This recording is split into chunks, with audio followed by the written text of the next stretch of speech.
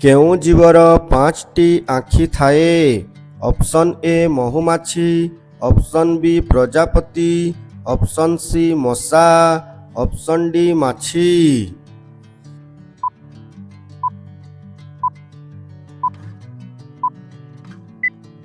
ଏହାର ସଠିକ୍ ଉତ୍ତର ଅପସନ୍ ଏ ମହୁମାଛି। ଯୁଗ୍ମ ଆଖି। ମହୁମାଛି ମୁଣ୍ଡର ଦୁଇ ପାଖରେ ଦୁଇଟି ବଡ଼ ଆଖି ଥାଏ। ଏଗୁଡ଼ିକ ଗତିବିଧି ଦେଖିବାରେ ଏବଂ ରଙ୍ଗ ଚିହ୍ନିବାରେ ସାହାଯ୍ୟ କରେ। ସରଳ ଆଖି।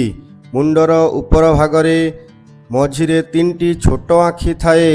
ଏଗୁଡ଼ିକ ଆଲୋକର ତୀବ୍ରତା ଏବଂ ଦିଗ ବାରିବାରେ ସାହାଯ୍ୟ କରେ। ଏହି ତିନିଟି ଛୋଟ ଆଖି ଯୋଗୁଁ ମହୁମାଛିମାନେ ଉଡ଼ିବା ବେଳେ ନିଜର ଭାରସାମ୍ୟ ରକ୍ଷା କରନ୍ତି ଏବଂ ଶତ୍ରୁ କବଳରୁ ରକ୍ଷା ପାଆନ୍ତି।